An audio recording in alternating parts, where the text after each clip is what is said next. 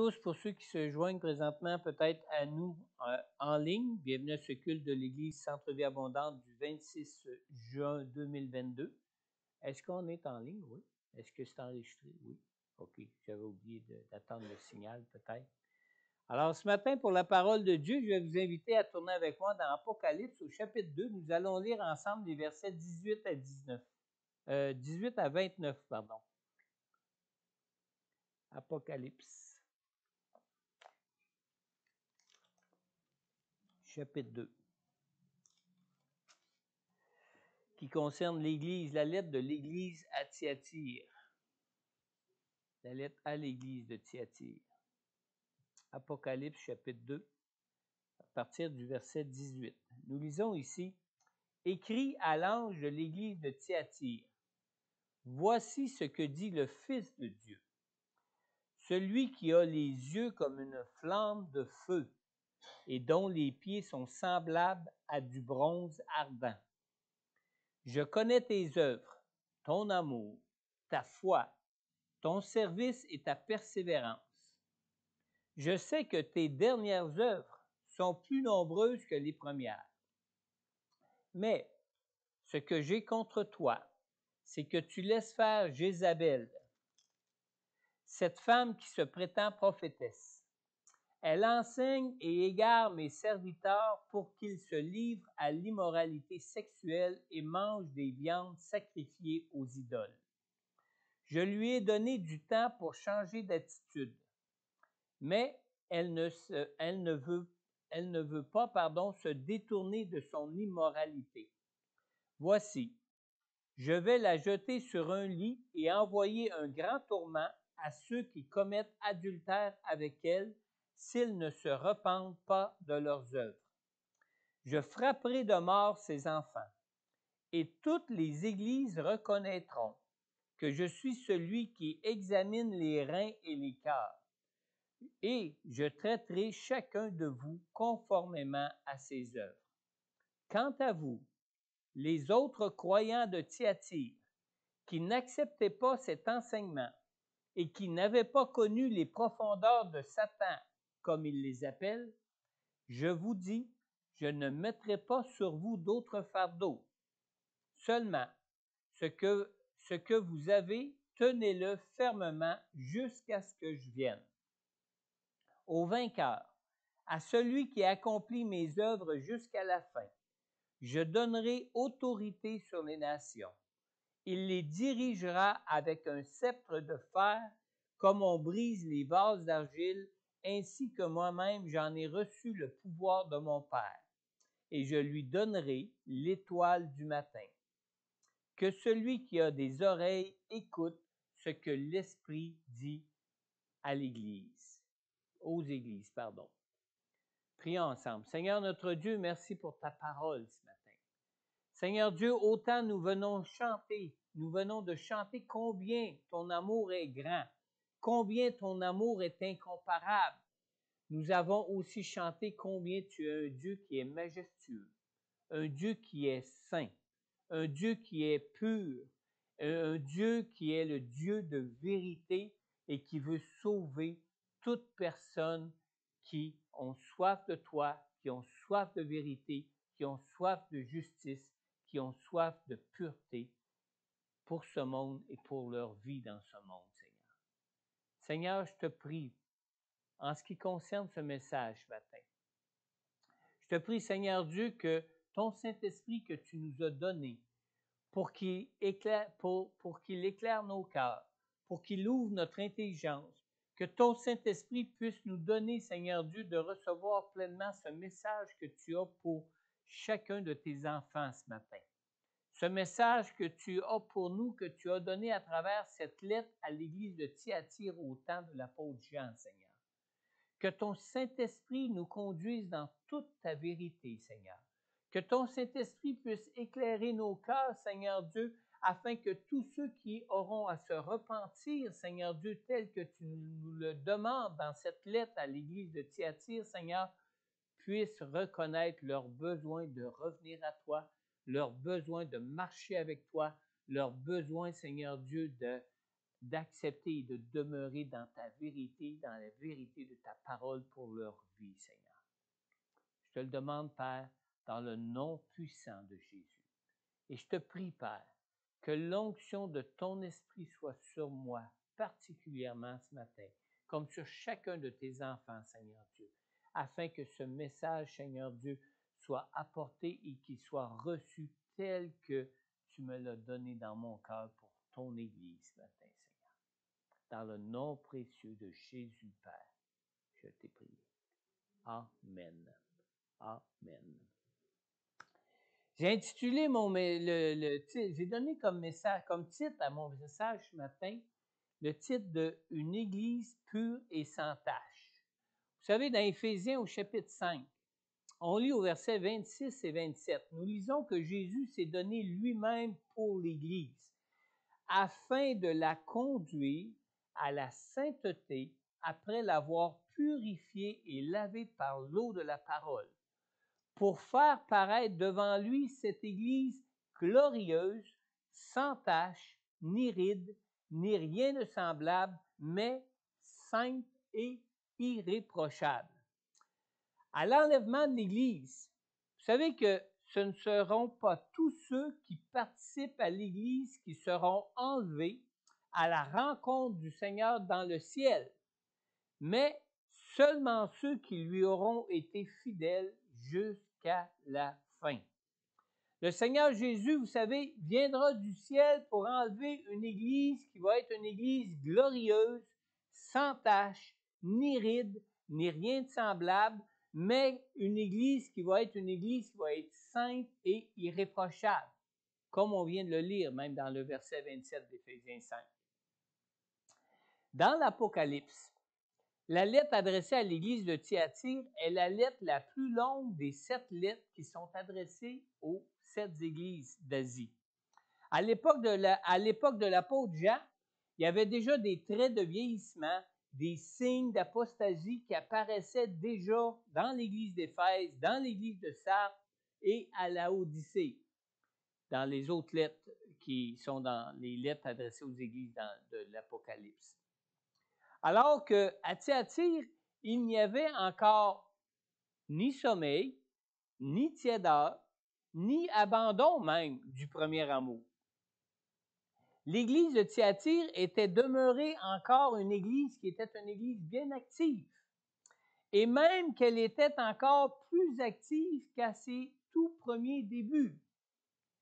On a lu dans le verset 19, le Seigneur lui dit, « Je connais tes œuvres, ton amour, ta foi, ton service et ta persévérance.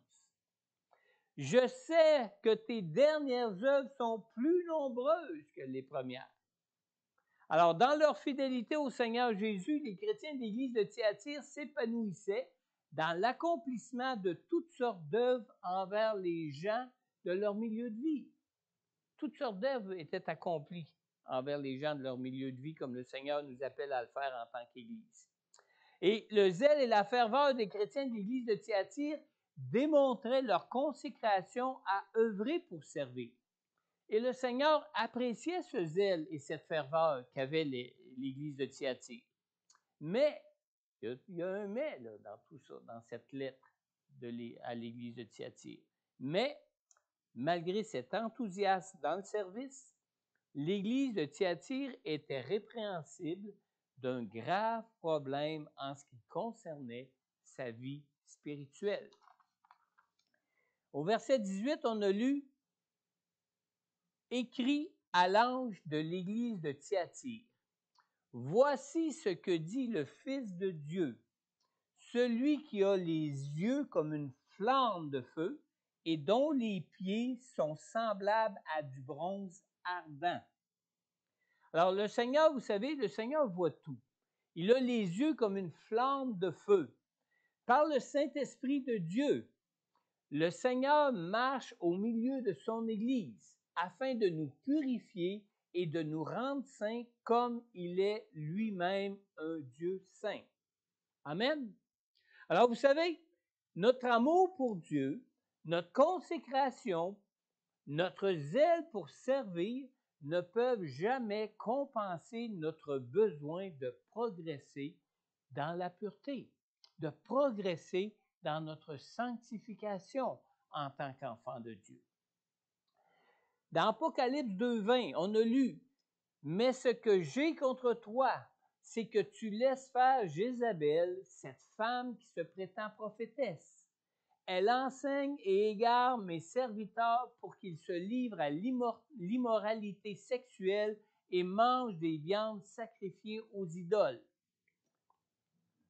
Quand le Seigneur dit à l'Église de Thyatire, ce que j'ai contre toi, c'est que tu laisses faire Jézabel, cette femme qui se prétend prophétesse, ce n'est pas que Dieu est misogyne, vous savez. Ce n'est pas non plus que Dieu méprise les femmes. Non, absolument pas. Dans la Bible, la femme est souvent mentionnée comme symbole pour représenter une entité religieuse. Une entité religieuse qui, dans la Bible, on le voit, tantôt est bonne, une entité religieuse qu'on voit aussi dans la Bible qui, tantôt, est mauvaise. Par exemple, dans l'Ancien Testament, la nation d'Israël, en tant que peuple de Dieu, est souvent symboliquement représentée comme étant la femme de l'Éternel, comme étant celle que Dieu a choisie, comme on choisit une femme pour nous marier avec elle. Dans le Nouveau Testament, l'Église, elle, est présentée symboliquement comme l'épouse du Messie, comme la femme que Jésus lui-même prépare pour les noces de l'agneau, où elle va devenir l'épouse du Messie. Mais lorsqu'elle est présentée comme la grande prostituée, dans la Bible même, la femme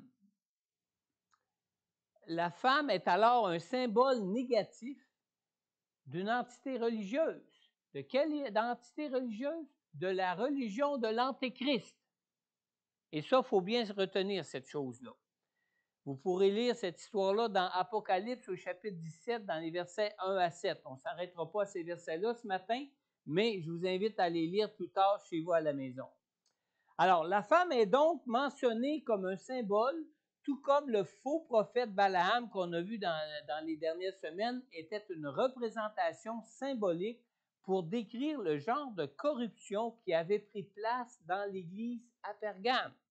Maintenant, dans la lettre à l'Église de Thyatire, la femme Jézabel, elle, est un symbole de la Jézabel de l'Ancien Testament pour représenter la corruption qui avait pris place dans cette Église à Thyatire.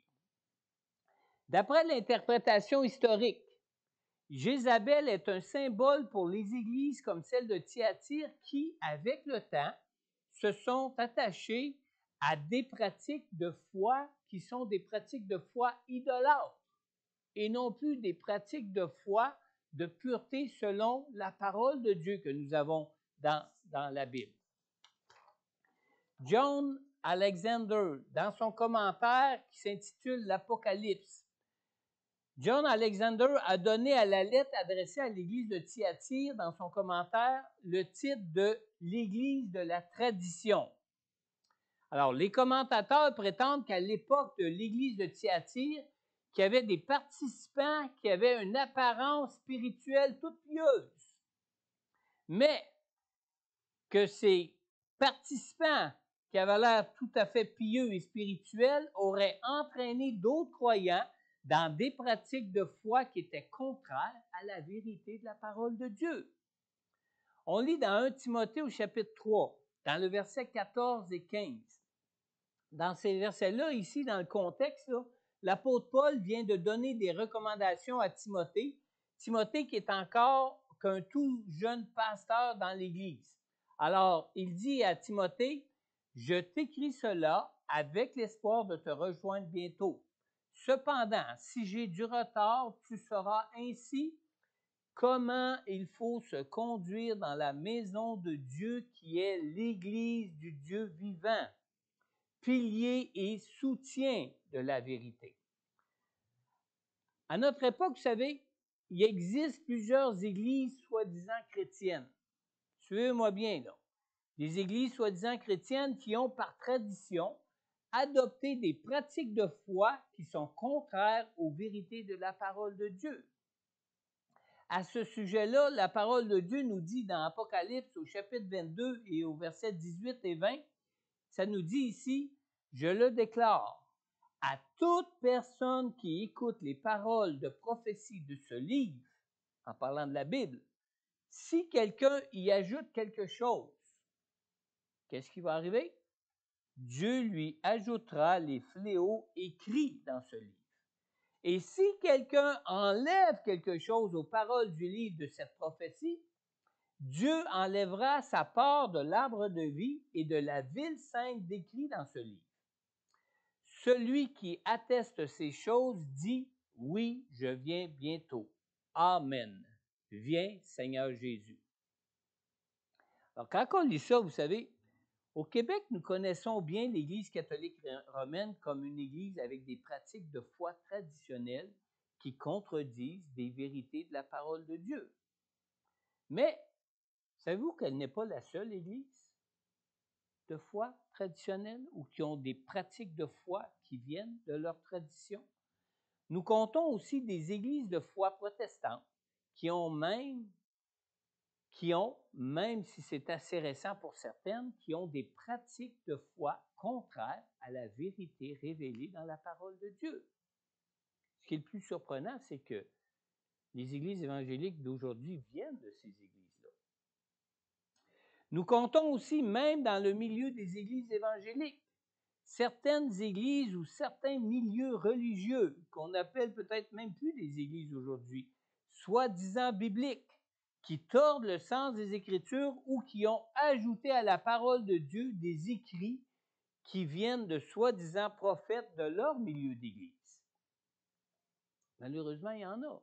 Puis il y en a beaucoup plus qu'on pense, puis plus on avance vers la fin des temps, plus on en retrouve. Alors, quand on rouvre Internet aujourd'hui et qu'on cherche à avoir des commentaires bibliques, on fait face à toutes sortes de commentaires. Ça nous prend le discernement du Saint-Esprit pour reconnaître ce qui est de Dieu, ce qui est la vérité de Dieu, de ce qui n'est pas de Dieu et qui peut venir tout simplement d'une tradition de foi chrétienne qui ne l'est peut-être même plus. Amen.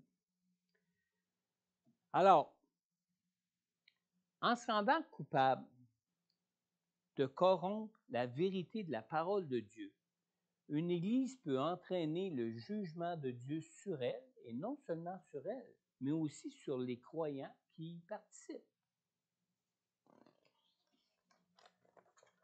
Dans Apocalypse, on lit dans le verset 22 et 23, on a lu dans Apocalypse 2 tantôt, « Voici, je vais la jeter sur un lit et envoyer un grand tourment à ceux qui commettent l'adultère avec elle, s'ils ne se repentent pas de leurs œuvres.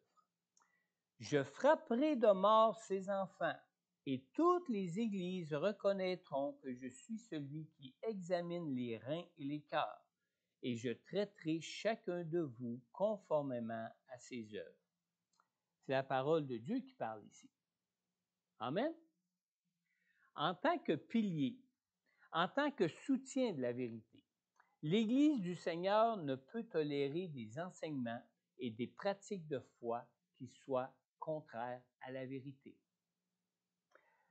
Vous savez, l'apparition de l'Antéchrist se fera avec puissance, mais aussi de façon à séduire ceux qui n'auront pas aimé la vérité pour être épargnés des séductions mensongères de l'Antéchrist.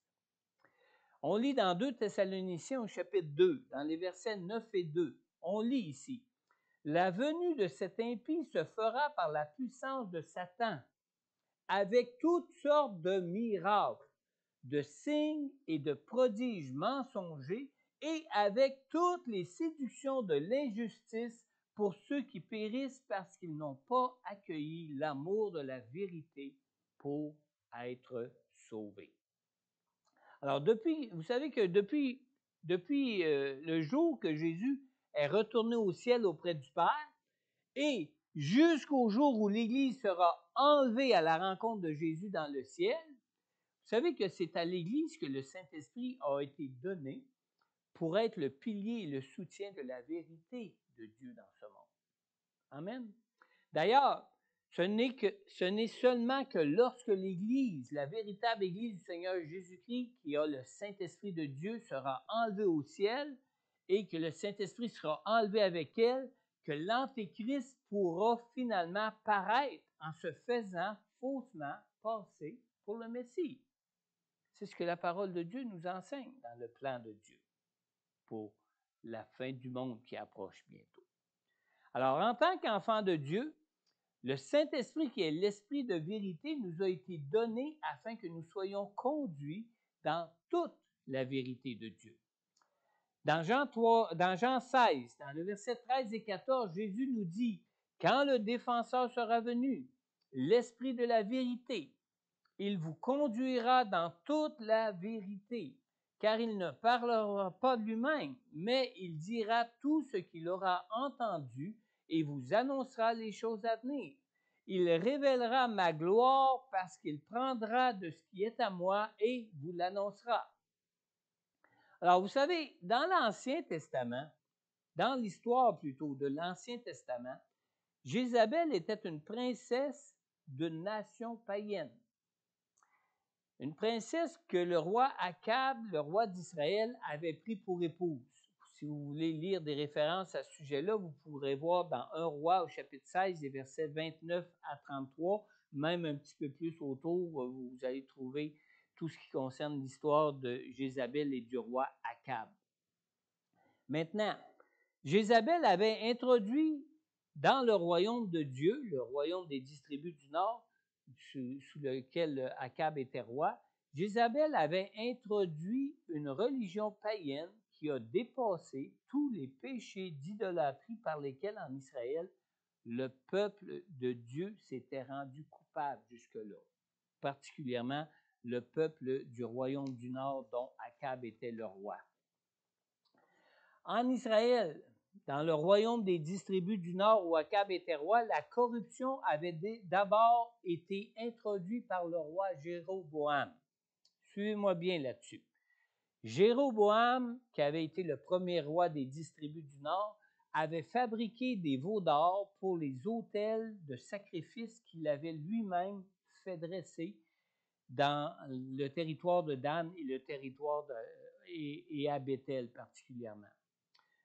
Et on disait au peuple que ces veaux étaient une représentation de Dieu qui les avait fait sortir de l'esclavage du pays d'Égypte.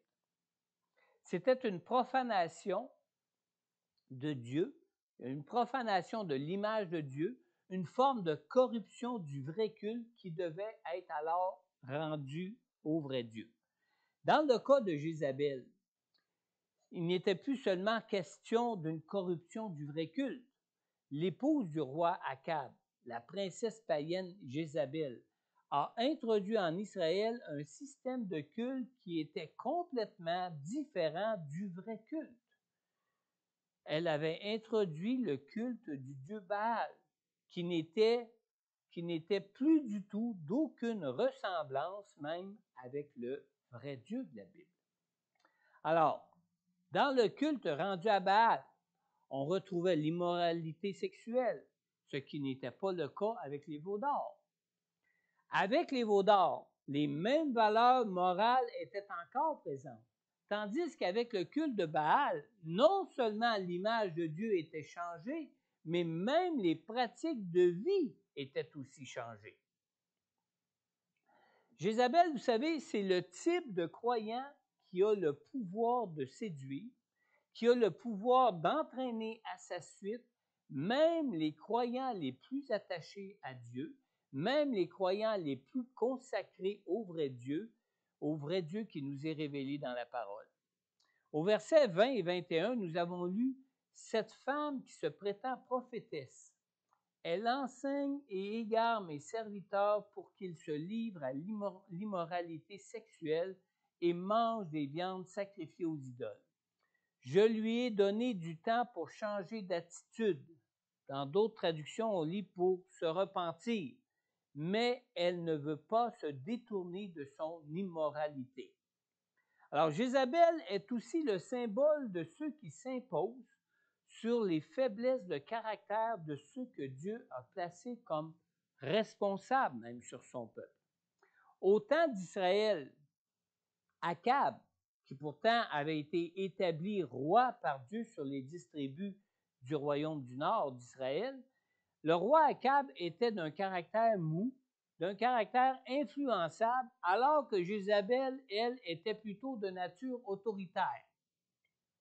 Alors, sous le règne d'Akab, dans l'histoire de cette époque-là, dans l'Ancien Testament, 400 prophètes d'Astarté même mangeaient à la table de Jézabel. Elle faisait ce qu'elle voulait au milieu même du peuple de Dieu. Et Jézabel avait même, sans la permission du roi, employé même le sceau royal, le sceau du roi, pour ordonner même le meurtre d'un innocent. Imaginez, c'était loin d'être le peuple qui pouvait rendre témoignage à Dieu à cette époque dans leur milieu de vie. Jézabel faisait même preuve d'une arrogance qui était terrifiante. Au mont Carmel, le prophète Élie avait affronté seul le peuple d'Israël et les 450 prophètes de Baal qui avaient été emmenés par Jézabel. Mais Élie avait finalement pris la fuite même devant Jézabel tellement elle le terrifiait. Imaginez, un seul homme avait confronté 450 prophètes, avait confronté l'ensemble du peuple de Dieu, et quand il s'est retrouvé seul devant Jézabel, il a pris fuite tellement qu'elle était terrifiante. Et alors, Jézabel est vraiment le symbole de quelqu'un qui semble pieux, mais qui a une arrogance et qui a une séduction qui peut entraîner avec elle de vrais croyants, de vraies personnes même consacrées à Dieu.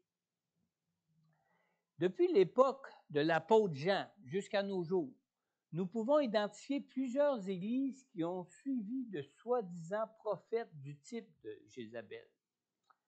Humblement, toutefois, nous devons reconnaître qu'aucune église ne peut jamais être parfaitement dans la vérité. Ça, moi, j'en connais pas, en tout cas, même pas la nôtre.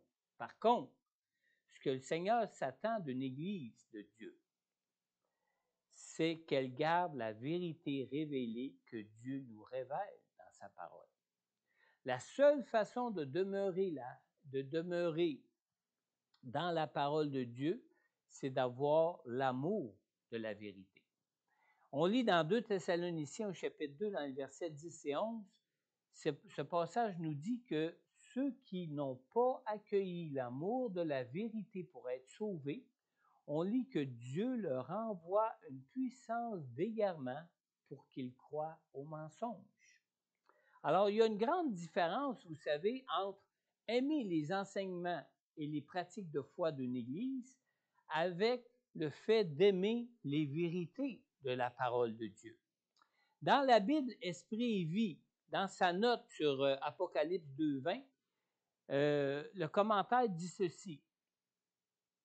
Ça dit, nous devons rejeter tout orateur qui place ses propres paroles au-dessus de la révélation biblique. Alors, ce n'est pas l'Église, ni notre pratique de foi, vous savez, qui nous sauve, mais seul le Seigneur Jésus par notre foi en son sacrifice à la croix pour notre pardon. Ce n'est pas le fait qu'on suit une Église, qu'on fait des œuvres, qu'on accomplit quoi que ce soit supposément au nom du Seigneur ou en se disant soi-disant chrétien, qui fait de nous des gens qui sont des enfants de Dieu, des gens qui vont être sauvés. C'est le fait que nous croyons en Jésus-Christ qui, lui, est mort à la croix pour notre pardon, pour que nous soyons enfants de Dieu. Les églises du type de celle de Thyatire arrivent encore de nos jours à détourner de vrais croyants de la vérité de Dieu. Que ces églises soient de foi traditionnelle, de foi protestante, évangélique ou autre, le plus souvent, les croyants n'y participent pas parce que ce sont des églises qui demeurent dans la vérité, mais plutôt parce que la pratique de foi de ces églises et ce qui leur est enseigné leur plaisent plus que la vérité de Dieu. Ouch, hein? Dans Acte 17, on lit que les croyants à Bérée avaient des sentiments plus nobles que ceux de Thessalonique. Ils accueillirent la parole avec beaucoup d'empressement et ils examinaient chaque jour les Écritures pour voir si ce que l'on leur disait était exact. Quelle que soit l'Église que vous suiviez, vous avez besoin de lire vous-même votre Bible. Vous avez besoin vous-même de vous nourrir de la parole de Dieu. Parce que sinon, vous ne pourrez pas reconnaître si le prédicateur en avant, si l'orateur qui parle dans cette Église, si la personne qui se dit apporter une prophétie venant de Dieu, si elle parle vraiment selon Dieu, selon la vérité de Dieu ou selon son propre fond. Amen. Vous savez, plus nous nous approchons de la fin des temps, plus nous trouvons des croyants qui n'ont pas l'amour de la vérité pour être sauvés.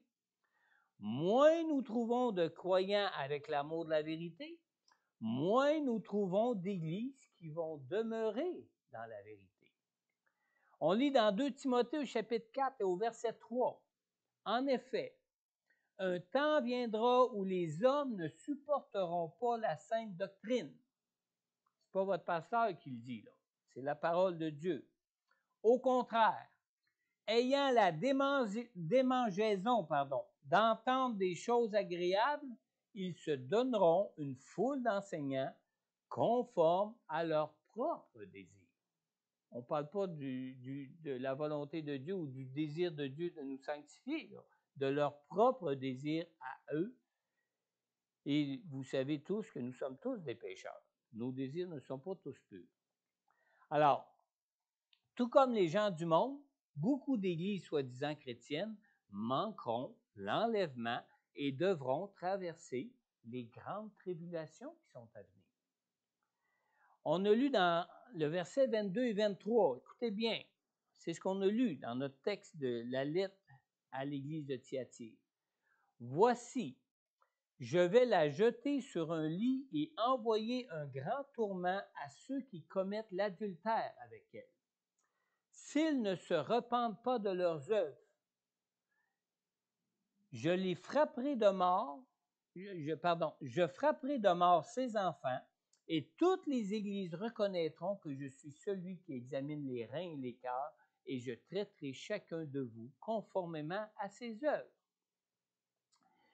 Dans ce verset-là, dans la nouvelle version de Louis II révisée, l'expression qu'on a lue « je vais envoyer un grand tourment à ceux qui commettent adultère avec elle » est traduite par « je vais envoyer une grande tribulation à ceux qui commettent adultère avec elle ». Alors, contrairement à l'Église véritable, les églises du type de Thyatire devront traverser la grande tribulation comme jugement pour leur refus de se repentir. Et suivez-moi bien là encore sur ce point, là, c'est très important. Dans Apocalypse 17, on lit dans le verset 1 et 2. Puis, un des 7 anges qui tenait les 7 coupes vint me parler et dit, « Viens, je te montrerai le jugement de la grande prostituée qui est assise sur les grandes eaux.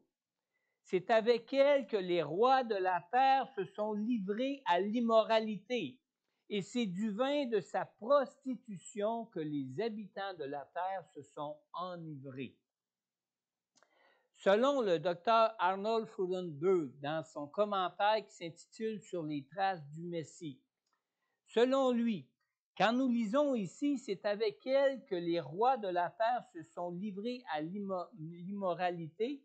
Selon lui, cela sous-entend qu'à l'apparition de l'Antéchrist, que la religion et l'État ne formeront qu'une seule entité. Maintenant, au verset suivant, dans Apocalypse 17, on a lu le verset 2, 1 et 2, dans le verset 3, on lit « Alors il me transporta en esprit dans un désert, et je vis une femme assise sur une bête écarlate, couverte de noms blasphématoires et qui avait 7 têtes et 10 cornes. » Ici, toujours selon le docteur Frudenbaum,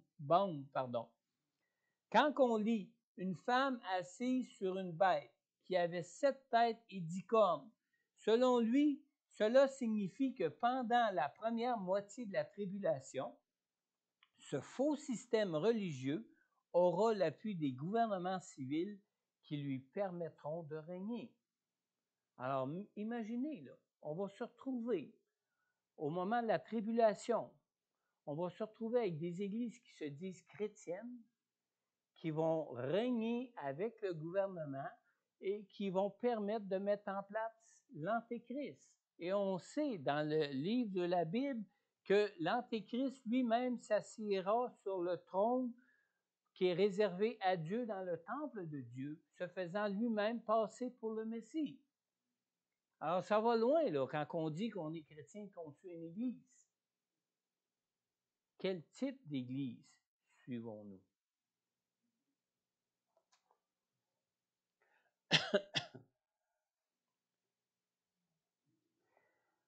À la suite de l'enlèvement de la véritable Église du Seigneur Jésus-Christ, les églises du type de Thyatire, qui n'auront pas été enlevées, pourront voir qu'ils vont lui manquer des participants.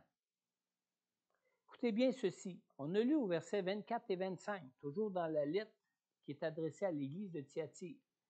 On a lu ici, « Quant à vous », c'est le Seigneur Jésus qui parle à l'Église, « Quant à vous, les autres croyants de Thyatire qui n'acceptaient pas cet enseignement et qui n'avaient pas connu les profondeurs de Satan comme il les appelle, je vous dis, je ne mettrai pas sur vous d'autres fardeaux. Seulement, ce que vous avez, tenez-le fermement jusqu'à ce que je vienne. » Vous savez, personnellement, moi, je crois qu'il se trouve de véritables enfants de Dieu dans toutes les églises, même dans celle du type de l'église de Thyatire. Dans toutes les églises, nous pouvons trouver des croyants qui confessent que Jésus est Seigneur, des croyants qui croient dans leur cœur que Dieu a ressuscité Jésus d'entre les morts pour être sauvés. Vous allez lire ça dans Romains au chapitre 10 au verset 9. Ce verset-là explique justement ceux qui peuvent être sauvés. Ce sont ceux qui confessent le Seigneur Jésus comme Seigneur et qui croient dans leur cœur que Dieu l'a ressuscité d'entre les morts pour avoir cette espérance de ressusciter aussi avec lui. Alors, comme dans l'église de Thyatire, il se trouve sûrement des croyants qui ne se soumettent pas aux faux enseignements qui contredisent la parole de Dieu, même si ces faux enseignements-là peuvent être enseignés dans certaines églises. Des croyants qui ne se soumettent pas aux fausses croyances idolâtres que ces églises qui spirituellement sont adultères dans leur pratique de foi.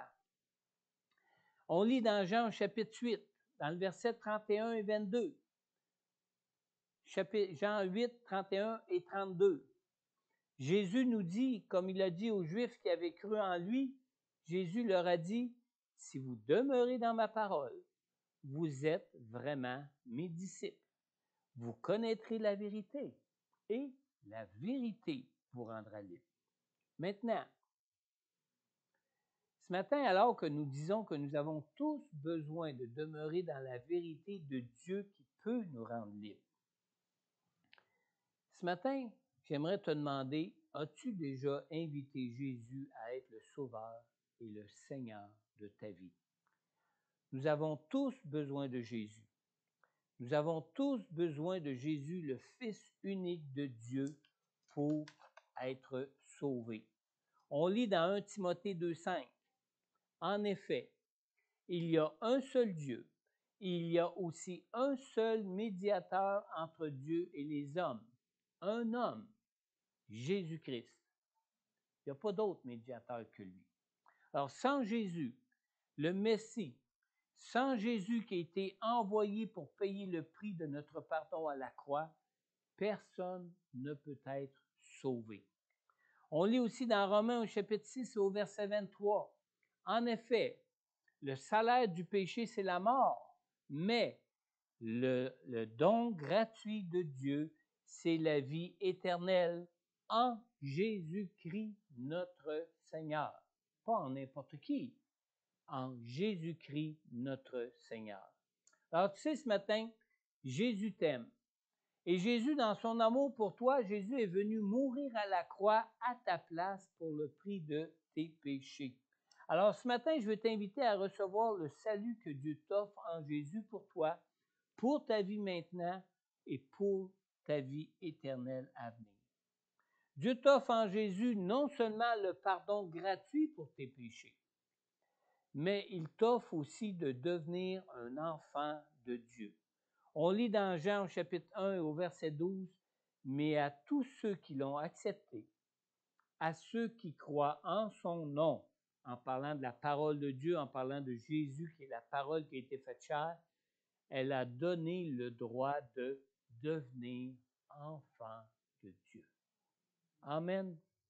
Je vais inviter Marielle à revenir ici en avant, s'il te plaît.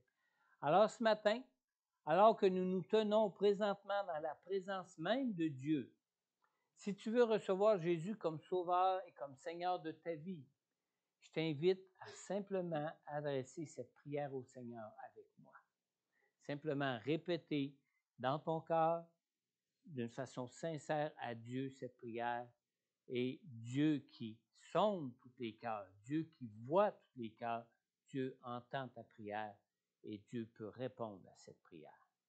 Père céleste, je crois en ton amour pour moi et je crois que tu as envoyé ton Fils Jésus pour que je sois pardonné et sauvé de tous mes péchés. Seigneur Jésus, je crois que dans ton amour pour moi, tu as souffert à la croix pour le pardon de tous mes péchés. Je reconnais que je ne peux me racheter par moi-même du prix de mes péchés. Seigneur Jésus, je t'ouvre maintenant tout mon cœur et je te prie, Seigneur Jésus, d'entrer dans ma vie maintenant. Père céleste, merci de me pardonner de tous mes péchés. Je te remercie, Père, pour ton Fils Jésus qui est mort pour moi et que tu as ressuscité d'entre les morts pour que je ressuscite ainsi par lui pour la vie éternelle. Amen. Alors, ce matin, si tu écoutes l'enregistrement de ce message et si tu as adressé cette prière à Dieu pour recevoir Jésus dans ton cœur maintenant, n'hésite pas à prendre contact, soit avec moi, soit avec Pasteur Corneille. N'hésite pas à nous contacter. En retour, nous pourrons prier pour toi personnellement et nous pourrons répondre à toutes tes questions sur Jésus et sur la vérité de Dieu qui peut faire de toi une toute nouvelle créature en Jésus dans ta vie maintenant.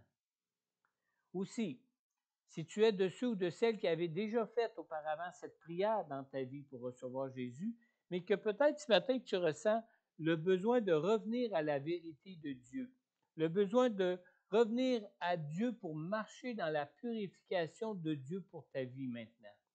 Alors, je t'invite à prendre du temps. Si tu es en ligne, je t'invite à prendre du temps de prière pour en parler avec le Seigneur et pour être à l'écoute du Saint-Esprit de Dieu qui vit dans ton cœur. Sois à son écoute et suis-le pour être conduit dans toutes les voies de Dieu pour ta vie. Si tu nous écoutes en ligne, je t'invite aussi à prendre contact avec moi ou avec Pasteur Corneille pour qu'on puisse aussi prier avec toi. Et pour terminer ce matin, durant que Marielle va nous conduire dans un dernier chant de louange et d'adoration, si tu es de ceux qui sont ici présents à l'Église ce matin et que tu te sens concerné par l'un ou l'autre de ces deux appels ce matin, je t'invite simplement à t'avancer durant ce temps de louange, avancer ici à l'avant pour le besoin que tu peux ressentir dans ton cœur et que je puisse prier maintenant pour toi ce matin. Amen. Dieu vous bénisse. Marielle, on peut se lever ensemble pour ce dernier chant de louange. N'hésitez pas à vous avancer si vous avez un sujet de prière ou besoin quelconque pour lequel Maître des étoiles, Seigneur des saisons, toujours je vivrai et devant ton nom, amour de mon cœur, Dieu venu sauver. Merci pour la croix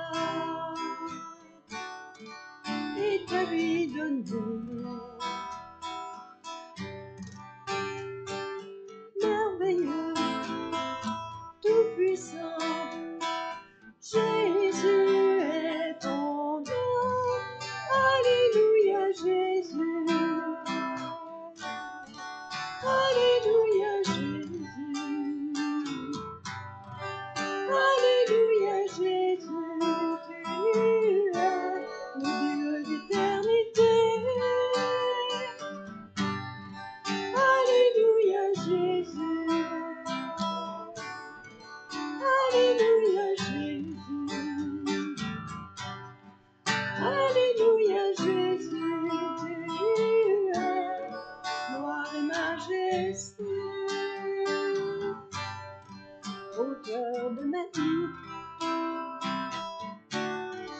du pécheur la nuit. Dieu puissant et saint,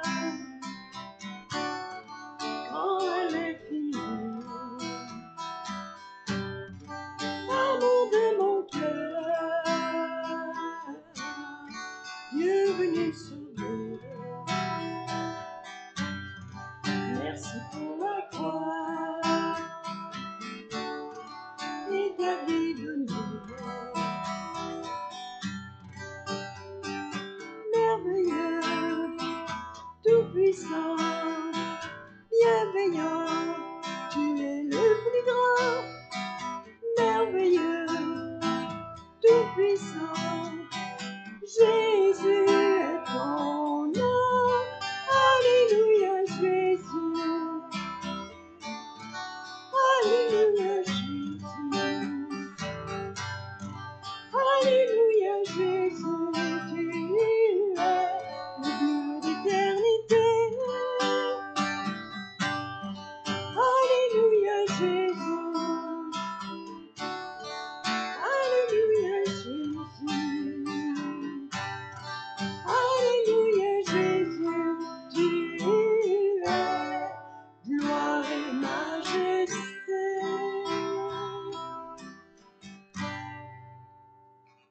Oh Seigneur, merci de la grandeur de ta personne, Seigneur. Merci de la grandeur de ton amour, Seigneur. Merci de la grandeur de ton cœur, Seigneur Dieu, pour nous tous, Seigneur. Pour tous ceux de ce monde que tu veux sauver, pour lesquels tu es mort à la croix pour le prix de leurs péchés, Seigneur. Seigneur, merci aussi, Seigneur, d'être toi-même celui qui nous transforme, d'être toi-même celui qui, par ton Saint-Esprit, nous donne de devenir en toi une nouvelle créature dans nos vies maintenant, Seigneur.